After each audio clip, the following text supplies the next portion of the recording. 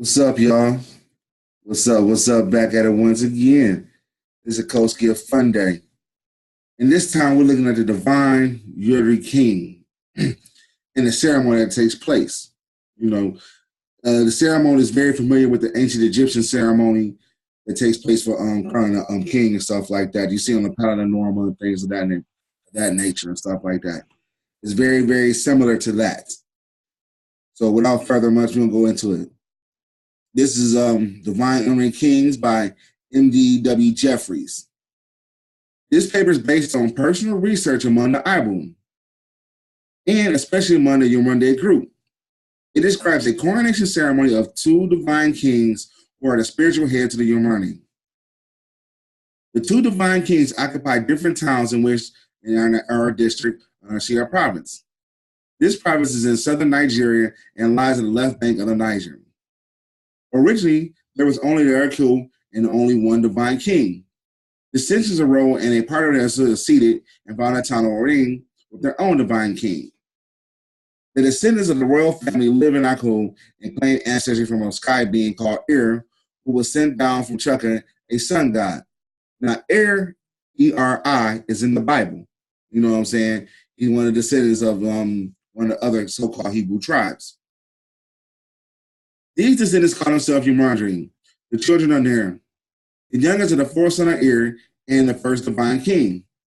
Though these people speak only Igbo, yet they declare they are not from Igbo. The Umundri legend describes the earth as a sea of morass, and then Ir stood on an anthill until Chukka sent one of the others, I say 4 blacksmiths, to dry the earth with fires and bellows. You know, the same thing what happened with Ptah, how you sit on the thing if you read Stone Legacy. Then, following through the Chukka acquisition of food and the knowledge of agriculture, metalworking, and other fine arts. The king is chosen from there, from 3, originally 4 royal families by the ancestral spirits.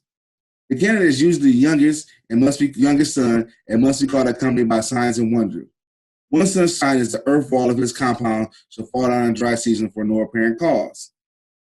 Abida, or the spirit seekers, are consulted for insurance so that the insurance through their divination may be secured.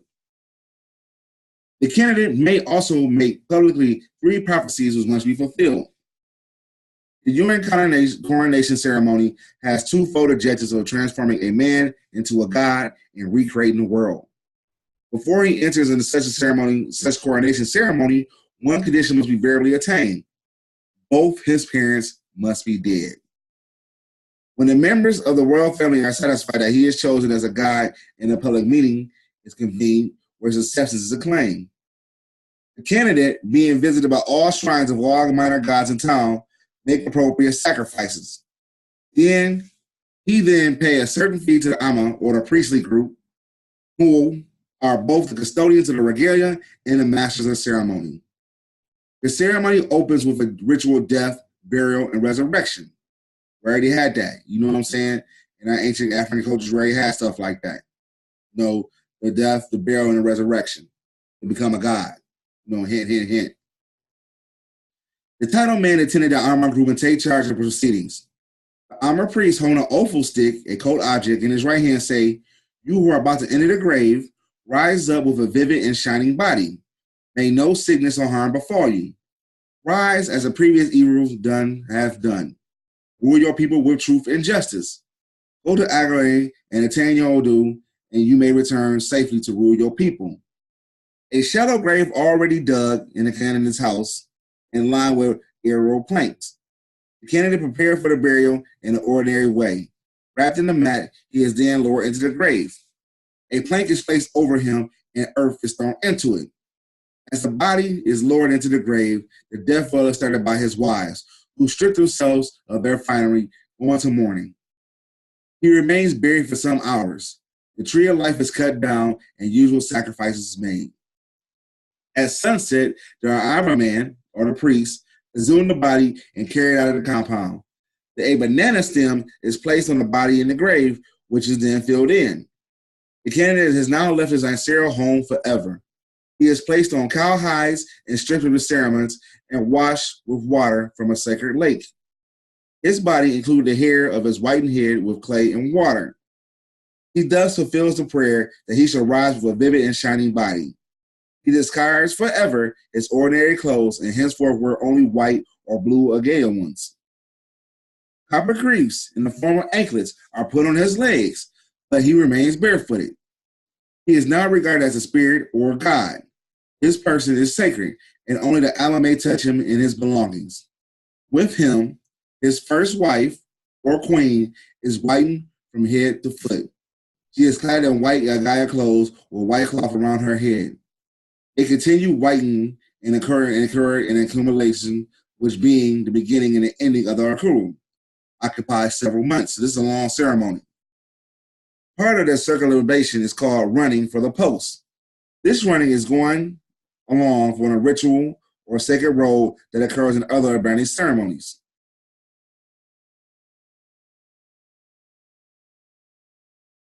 The next day, he and his wife and a dwarf, saying like I said in the Paladin and the Paladin you look, there's a dwarf there. You know what I'm saying? They always have a pygmy there. The pygmy is the ancient people. You know what I'm saying? So they always pay homage and respect to the pygmies. And a large following set out counterclockwise celebration of spirit influence. The first ceremonial step in this journey is the mounting of a special whitened anthill, which he mounts and prays upon to Shuku and the ancestral spirits. He passes through the town and he is greeted with rejoicings. He eats his food alone in a palm leaf booth in the presence of the ancestral spirits. The food is prepared and served by a immature animal boy or a priest. A young priest is coming up. On reaching the lager, he, whitened with white clay, accompanied by his dwarf and his routine, enters the palace of public assembly. There he sleeps on a heap of stones until all his flowers have been accommodated. Thus he seats in the ceremony, eats white clay. The eating of the white clay occurs on several occasions, as well as in other ceremonies. It is significant to note that he eats that it causes his body to appear vivid and shining. Here he must recreate the world by using this armor, a lump of white clay from the riverbed. The spirit seeker is consulting and making a prosperous day to raise an honor. A sacrifice is made on the riverbank. The future divine king points to his Oyo over the waters and prays that all dangers be removed. Whereupon a man pledges in and brings up to the Odum. Feasting and rejoicing now follows. The canon has proved his godhead. Henceforth, he may never cross over the water. He may never again cross over the water. At this point, some confusion appears in the ceremony. At the Yaku, the divine king is said to have the power of parting the waters of the river, whereupon a man can walk down the riverbed and bring up the Akum. At a day, it was denied that he could perform this miracle, but it was stated that he had the power of calming the waters and thus causing all obnoxious beasts, crocodiles, and hippopotami to depart on the occasion of the raising of his undoing. The circumambulation now continues into the royal city. Aku is still reached, but he may never stir again. He doesn't reside in his predecessor palace, which falls into ruins. Instead, he and his wife live in a palm leaf booth. The Abu weekend on which he returned causes miraculous ripening of the head of the fruit of the palm oil. A sacrifice is made with his awful stick, and he prays that the palm may flower fruit. And the fruit ripens that very day. The palm oil miraculously abides. The fruit is gathered and distributed among those who have attended. From this fruit, the palm oil is prepared, and the sacrifices are made in their towns to increase the yield of their crops and of their palm oil. During the year of the booth, the temple and the residence of the new king is built.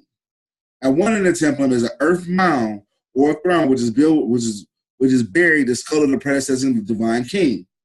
Here he sits on cowhides in a special stool, which is given an audience. When he dies there, he is buried with him a brass face mask, which on state occasions he is worn suspended from his neck. This mask, which is part of the regalia, is dubbed up when the skull is retrieved for burying the throne. Thus, he established a double contact with his predecessor. When the year of living in the booth is over, the day of the coronation is fixed. The candidate is whitened all over, clad in a white iron clothes, and his long copper anklets on, set out to mount his throne for the first time. On his way, he is seen upon by his queen. He overcomes her and puts her to the ground. Then she rises and does the same to him. This step is to remove any pollution that will ensure that the king and queen hereafter will fall when quarreling with each other. The ritual combat follows. The divine king fights first a young man and then an old one and vanquishes both. He then mounts his throne. The animal priest placed on the cowhides before the king in the regalia, namely the brass face mask and the sacred spear, the ophum, and the oladua, the orb. The priest taking an ophum invokes long life and prosperity for the king and exhort him to perform wonders similar to those of his predecessors. Ask him of the ancestral ghost that abide in him and should guide him, and consciously conduct himself as his predecessors done. The divine king, giving his assent in the regalia, is handed over to him by the animal priest, who now placed on the king's head the cowhide crown adorned with 8 white fish eagle feathers. The divine king assumes the title of the sky. In the coronation ceremony at Aten, all nobles and all nobles at this stage are taking up the divine king's presence in a number of few oval sticks according to their rank.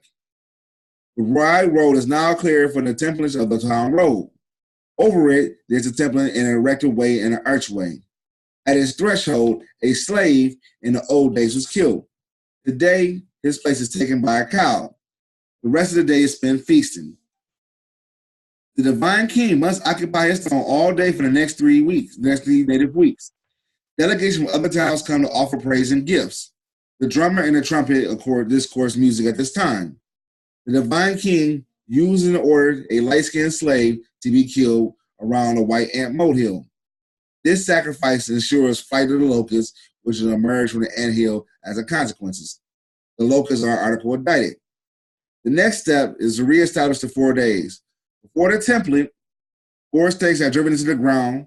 Each stake is about 6 feet to the next and around a center amount of earth.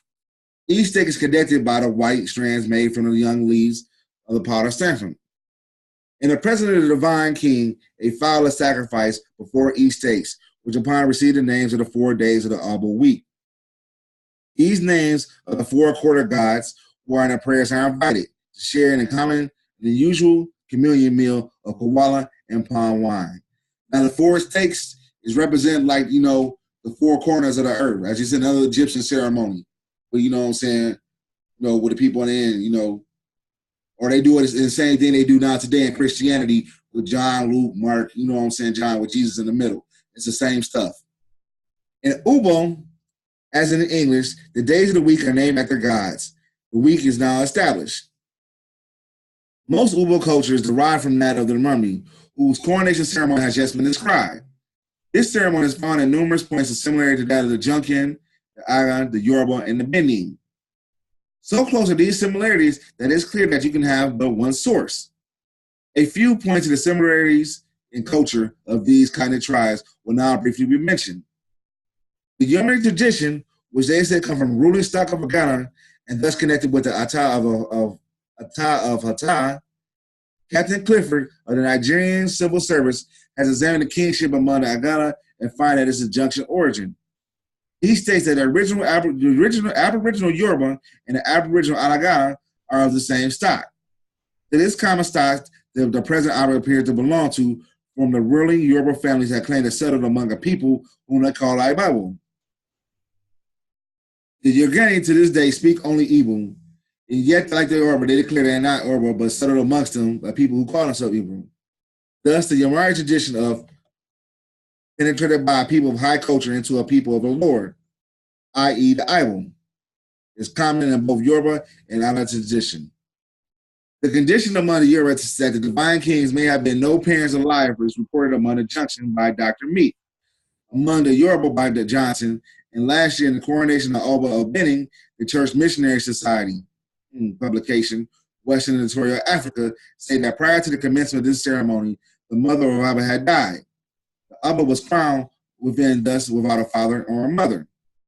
A dwarf or pygmy, as part of the entourage of the divine king, is reported in the courts by Johnson, the king courts of John Johnson among the Yoruba, and by Phineas among the New. The ceremony use of mounds and sands or anthills is common among the Yuri and is reported by Dr. Meek among the Junction and by Johnson among the Yoruba. Dr. Perry interprets the mountain ritual as meaning attaining the sky or become identified with it. This interpretation fits that the sky title is assumed by one of the divine kings. The ability to ripen crops miraculously is reported among the Beni by Ling Roth and among the Damagama by Phineas, while the erection of new buildings for the king is also found among the Demi, the Junction, the Yoruba, and the Dahamians. The use of the brass face mask as part of royal regalia is reported among the Beni and the Island, and while the ritual combat occurs around the coronation of the Oba of Beni. A few words are necessary about the ceremony of recreating the world. The ubble, or the lump of clay raised from the bed of the Mara River, is analogous to the orb of the coronation and other coronation ceremonies. Thus, previous state that part of the regalia is of the new king is a stone spear, 8.5 inches in diameter and held in the right hand. As you see what the popes have. They had that ball in their hand, that stone spear. You know what I'm saying? That's the same stuff. There's always been our legends for crowning our kings. I'm just showing you how they bite our shit. Phineas interpreted this stone spear as an orb in which kingship represented the earth. Right? Let me say this one more time. Phineas interpreted this stone spear as an orb which represented the kingship, and the kingship represent the earth. So we knew the earth was round back then. No flat earth bullshit. All right? Feel that madness. The Yoruba legend is that the earth was formed out of a ball of sand. A ball is round and carried by Uganda, who descended from the sky and parted the waters and created the earth from this ball of sand. The Yoruba coronation ceremony has an initial parting of the waters and a raising up of a lump of clay. With the Yoruba culture so similar to that of Yoruba, it's legitimate to interpret this ritual step as a symbolic recreation of the earth. Now remember, they had a ball, so no flat earth type shit. We knew that forever. We knew that forever and a day. The 4-day Yoruba week is found among the Beni, the Yoruba, and the Aragon. And the names of the dates in the weeks among the Beni and the Yoruba and the Aragon are similar, which leaves no choice. They come from a common origin. The number 4 is implication of the 4 quarter gods is so constant in the features of West African ritual. Now let me say it again. The 4, like you said, I'm just using the Christianity thing where they show Matthew, Luke, John, and Mark. You know what I'm saying? Those 4 surrounded by Jesus. That's the same shit. They bit that from Egypt. And he's saying right here, again, I'll repeat it one more time. The 4 and its implication of the 4 quarter gods is so constant a feature in West African ritual that its hero received no notice, so that some of the remarks about it is necessary. All sacrifices by the Uri in their articles are either agricultural produce or kaiju offerings in their 4s or the multiples of 4s. In Yoruba ritual, the number 4 is very significant. Thus, the protector of this town is the god Oba Merlin, who have 4 heads and placed on the mountain of sand. The connection between the divine king and the number 4 is very definite. And further evidence this connection appears in Professor Silliman's 1933 Fraser lecture. He makes no comment on it, but showing that relations between the rainmaker, the divine king, the fertility of the soil, writes, a plot of ground is selected, the rainmaker strikes the ground 4 times with his hoe. The professor further quotes a statement that the 4 men preceded the 4 following the divine king with torches of fire. He also mentions the shooting of the arrow to the cardinal points in the said festival, right? The said festival, that's definitely Egyptian. Look that up. The said festival in the figure which illustrates the shooting. Only 3 arrows and 3 town symbols appear. Among the Yoruba, the shooting of 3 arrows by the divine king to the 3 cardinal points is recorded by Johnson. And that's all it really means. It means north, south, east, west, the cardinal points. The picture that we're talking about with the, with Mark, Luke, John, and with Jesus in the middle. That's all it basically means. But we've been doing that forever and a day. The presumption that each instance divine king occupies the 4th point. Among them, the warrior is buried at the 4th arrow are shot into the 4 points. These comparisons drawn to the coronation ceremony are but a few of many cultural affinities that exist between the Yoruba and other culturally interrelated peoples, such named as the Beni, the Yoruba, the Ya, and the Junkin. So close to the culture corresponding in these tribes in different languages that it represent an imperfect state of knowledge of West Africa. It may be safely asserted that the Yoruba culture, the Umundri culture, is based on the institution of the divine king which is an essential, that's that of the Junkin, the Ala, and the Yoruba, and the Beni. In that conclusion, is this that the culture has a common source, and that common source is ancient Egypt. The Urim ceremony, which is compared to that by Mr. Harbaugh in his book Kingship, is confirming this conclusion of the uniformity of the coronation ritual whenever it occurs. Mr. Carver enumerated 26 steps in a ceremony, and each step he attached a letter to the alphabet. 6 of these steps, namely H, K, S, X, Y, and Z, are not yet known to occur in the Yoruba ceremony. Step K, the anointing of the divine king with oil, is found among the Yoruba. From the occurrence of this step in the Yoruba ceremony that is visualized by Mr. Harkart, appears to have acquired an addition of the following 14 steps. 1, the king must not have no mother or father. These are steps that they all combined in these 14 steps. The king must have no mother or father. The mounting of the mound of the earth or sand. The use of a stone seat. Ceremony use of whiteness is symbolic light, i.e. the use of white clay, and including the ingestion as a ritual act. 5, the ceremony control of water. 6, the recreation of the earth. 7, the running or the race along the royal road. 8, the magical increase of food supply, i.e. the miraculous ripening of cripes. 9, the living in the booth. 10, the building of new house and places in the palace of a new king. 11, the making of a new road. 12, the erection of an arch and the sacrifices of the arch of a human being. 13, the personal contact and the maintaining of the community and the past contact of some parts predecessed by the king, i.e. skull of the throne. 14, the use of pentagram, i.e. the brass face mask, because you can't forget that. Remember, they all had death masks. This one that's in brass, because it shows how the culture got taken down some throughout the gold. But in Egypt, it'd be gold, gold face mask or death mask. This study of the Yoruba coronation ceremony has yielded 3 notable results. First, the essential uniformity of the culture among the Beni, Yoruba, and the Aga, and the Oba, and the Junkin, with the inevitable conclusion that it has a common source. As I said, that common source before is ancient Egypt. Secondly, the consistency of the coronation ceremony wherever it's found. And thirdly, the necessity of increasing the ritual steps of the coronation ceremony, thereby producing a fuller and more complete ritual. Now, as it brought up before, it brought up the Sed Festival. We need to look into that. Let me hold on for a minute. Let's look into that. Anyway, so record, much love, y'all, man. Subscribe to the channel. We'll be dropping history like this all the time. And much love to you and yours. Peace.